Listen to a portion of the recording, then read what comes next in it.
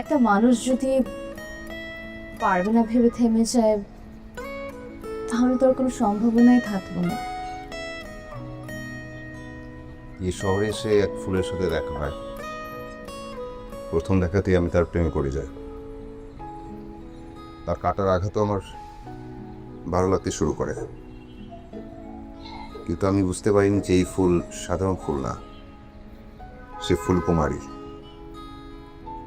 সে ফুলের রাজ্যে রাজকন্যা।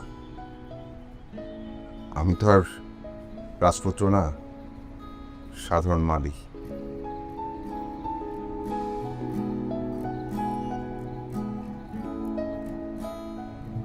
ভালোবাসা